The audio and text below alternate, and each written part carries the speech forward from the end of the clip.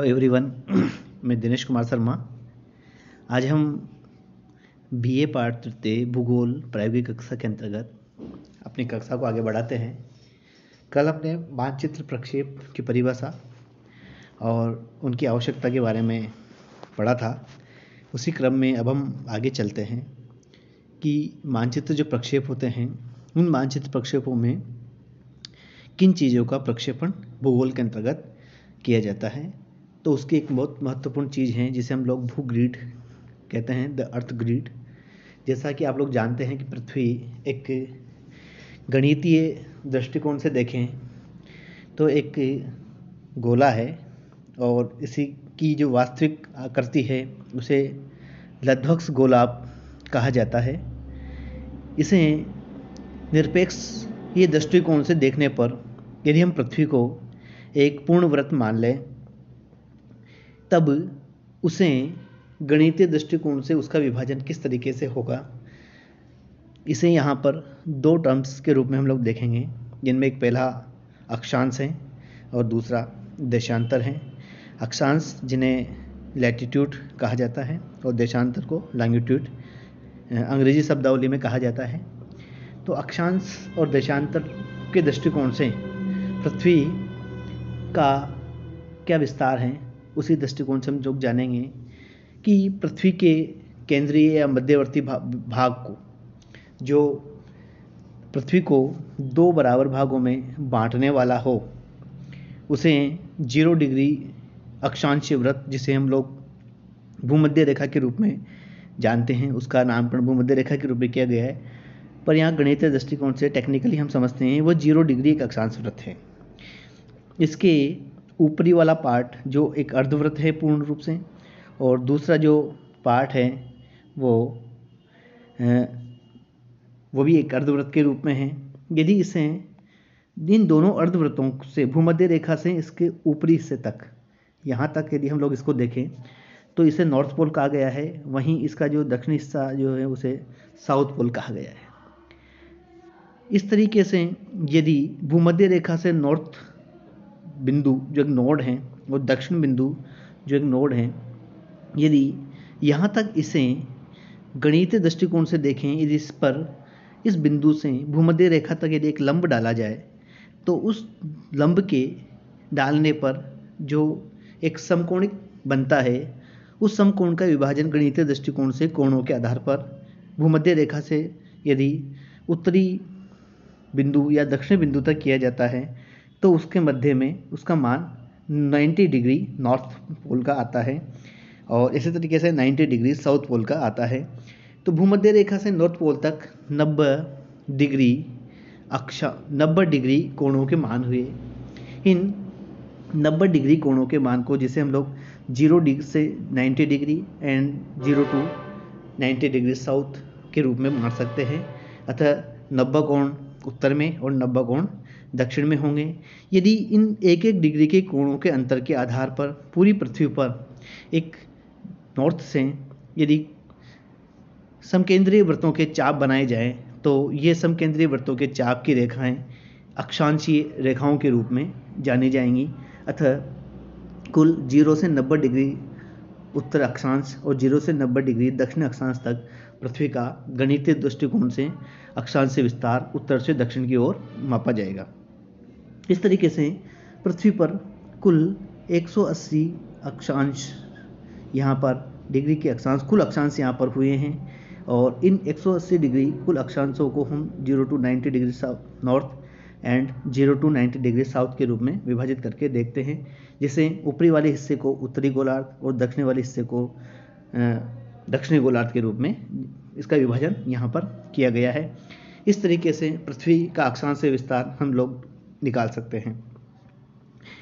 उसी वहीं दूसरे दृष्टिकोण से पृथ्वी को यदि नॉर्थ टू साउथ पोल एक मेरिडियन, एक रेखा मान ली जाए, एक वृत्त की एक पूरा चाप मान लिया जाए, तो इसे दो तरीकों से ईस्ट और वेस्ट के रूप में इसे विभाजित किया गया है।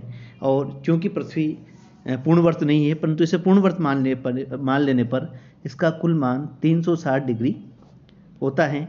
इस मान को इस प्राइम मेरिडियन से 180 डिग्री ईस्ट और 180 डिग्री वेस्ट के मान के रूप में मान लिया जाता है, अर्थात उत्तर से दक्षिण की ओर कुल एक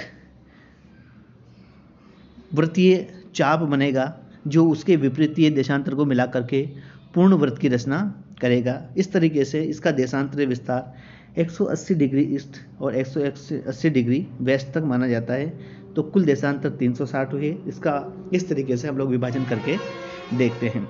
इसे भूग्रिड या पृथ्वी का जाल कहते हैं, जिसे हम पूरी पृथ्वी को अक्षांश और देशांतरों के बीच में विभाजित करके गणितीय दृष्टिकोण से उनकी वास्तविक निरपेक्ष स्थिति ज्ञात करने का प्रयास करते हैं और इसी आधार पर मानचित्रों पर इन अक्षांश और देशांतर रेखाओं के जाल का प्रक्षेपण करके मानचित्र बनाए जाते हैं।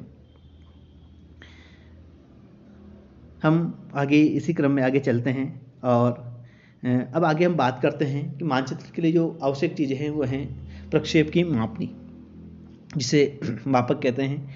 और मानचित्र का वास्तविक मतलब ही यही होता है कि मानचित्र एक निश्चित मापनी पर बनाए जाते हैं और उनका एक निश्चित मान होता है। इससे हम पृथ्वी की जो भी क्षेत्र प्रदर्शित करते हैं उन क्षेत्रों को में वास्तविकता होती है और उन क्षेत्रों की आकृति या क्षेत्र उनका वास्तविक होता है। इसे प्रक्षेप की मापनी कहा जाता है। जब हम कोई मानचित्र बनाते हैं तो हम उसके लिए कोई मापनी निर्धारित करते हैं, जिसे हम लोग अपनी दी गई मापनी कहते हैं, जो यहाँ पर हम दिखा रहे हैं। 1:125 मापनी इसकी दी हुई है। इस मापनी को मानचित्र बनाने के लिए हमें इसे पृथ्वी के जो अर्धव्यास हैं उससे कन्वर्ट करते हैं। पृथ्वी के अर्धव्यास को दो रूपों में यहाँ पर दिया गया है।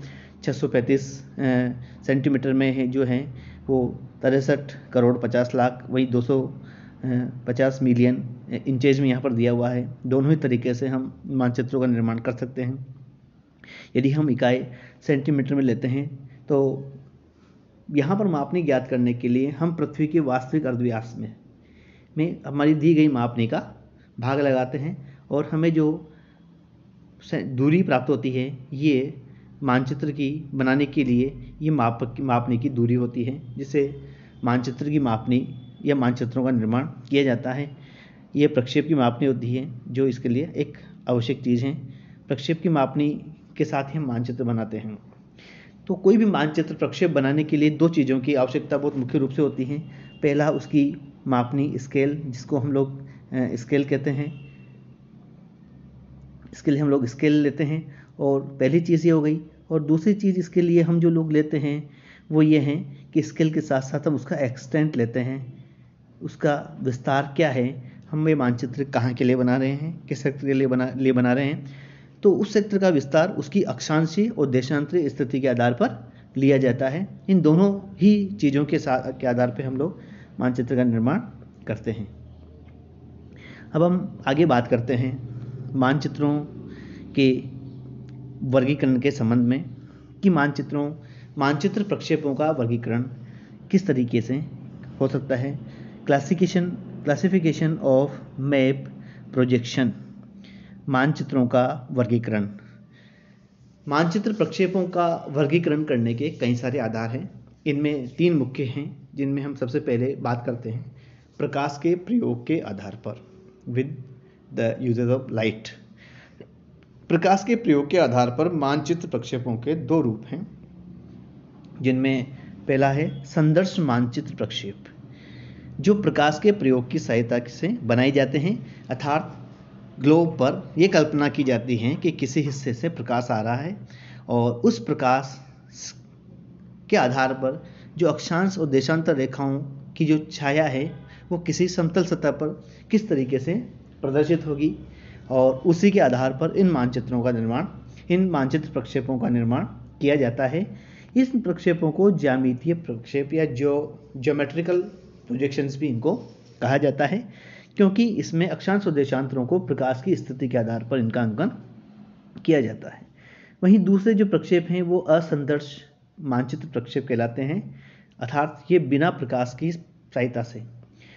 की सहायता के बिना इनको बनाया जाता है और इस तरीके में प्रकाश के मानचित्रों की अक्षांशीय और देशांतरीय स्थितियों को ज्ञात करने के लिए कुछ गणितीय सूत्रों का प्रयोग किया जाता है, जिसके आधार पर इन मानचित्र प्रक्षेपों का निर्माण किया जाता है।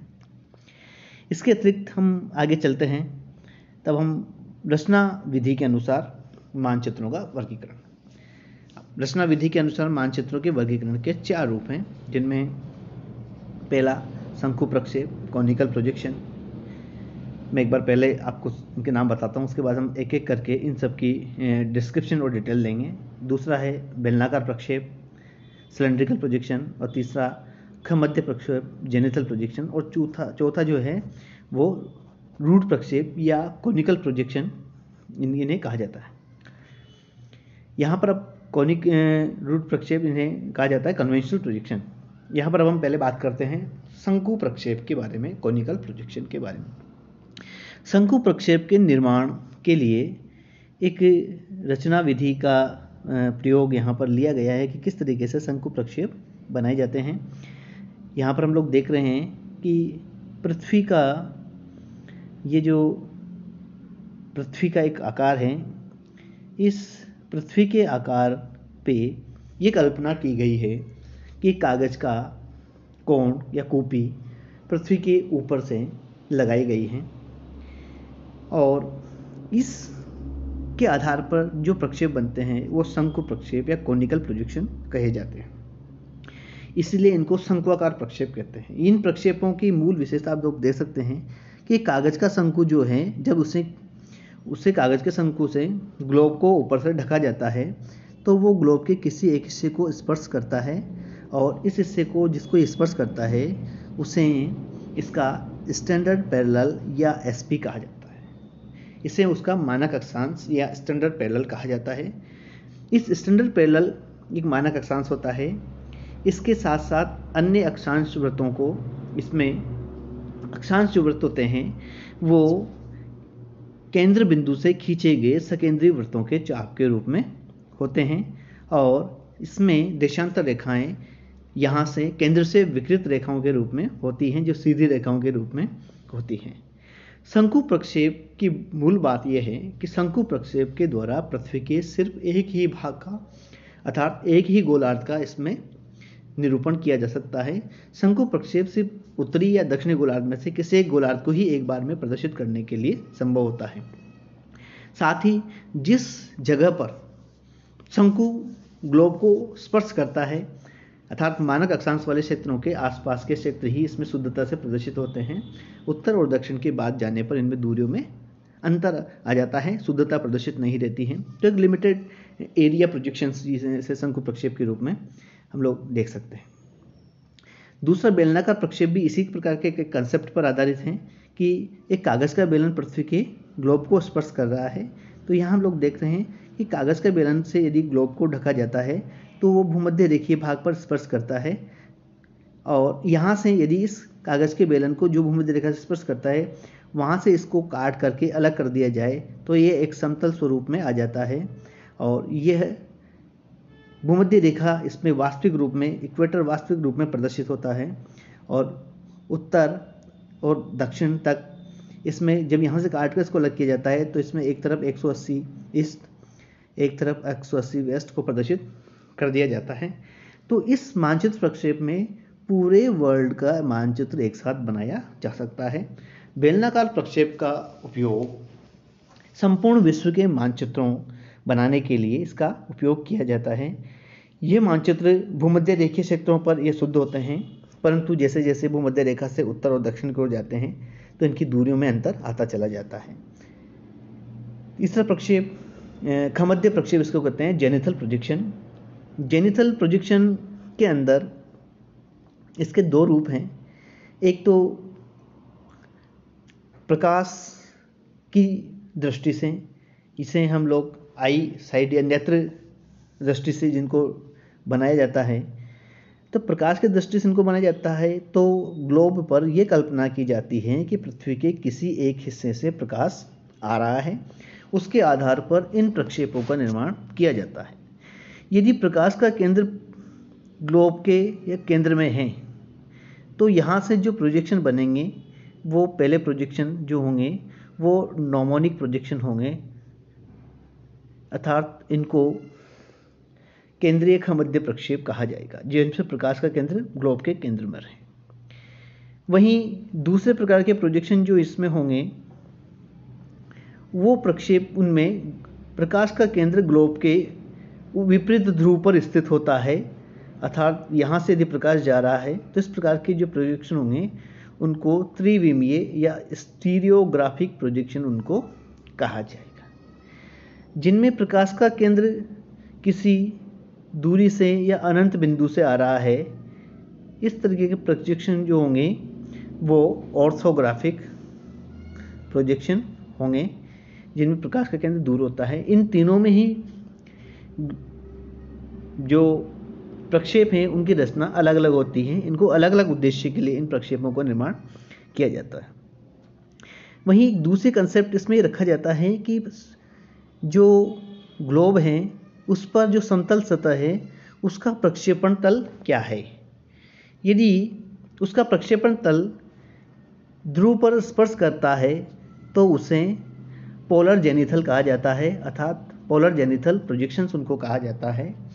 यदि प्रक्षेपण तल भूमध्य रेखा पर स्पर्श करता है तो उसे इक्वेटरल प्रोजेक्शन कहा जाता है। और यदि प्रक्षेपण तल भूमध्य रेखा और किसी ध्रुव के केंद्र पर स्पर्श करता है तो उन प्रक्षेपण को ऑब्लिक प्रोजेक्शंस कहा जाता है। इस तरीके से मध्य प्रक्षेपों का निर्माण किया जाता है। वहीं जो अगले जो प्रोजेक्शंस हैं उनमें रूट प्रोजेक्शन आते हैं, जिनको किसी खास उद्देश्य के लिए इनमें कुछ संशोधन या परिवर्तन करके उन्हें बनाया जाता है। वो कन्वेंशनल प्रोजेक्शन कहे जाते हैं, जिनमें मॉलवेड और प्रोजेक्शन इसके अंतर्गत आते हैं। आज के वीडियो में हम इतनी चर्चा करेंगे। इसके जो आगे के जो गुण के आधार पर जिनका प्रोजेक्शंस हैं उनको भी हम लोग साथ ही देख लेते हैं। गुण के आधार पर प्रक्षेपों के 3 रूप हैं, जिसमें पहला है यथाकृतिक प्रक्षेप ऑर्थोमॉर्फिक, जिनके द्वारा किसी भी क्षेत्र का वास्तविक आकृति का प्रदर्शन होता है। और जिन प्रक्षेपों में ये गुण होता है वो यथाकृतिक प्रक्षेप कहलाते हैं। जिन प्रक्षेपों में क्षेत्रफल की शुद्धता होती है, समक्षेत्र का गुण होता है, वो होमोलोग्राफिक समक्षेत्र प्रक्षेप कहलाते हैं। और जिन प्रक्षेपों में शुद्ध दिशा का गुण होता है, दिशा शुद्ध रहती है, वह शुद्ध दिशा प्रक्षेप कहलाते हैं। किसी भी वास्तविक प्रक्षेप में इन तीनों गुणों का एक साथ होना आवश्यक है, तब वह पूर्ण प्रक्षेप माना जाएगा। परंतु इन तीनों गुण किसी भी प्रक्षेप में एक साथ नहीं पाए जा सकते हैं। इनमें से कोई 1 या 2 गुण लेकर के उन प्रक्षेपों का निर्माण किया जाता है।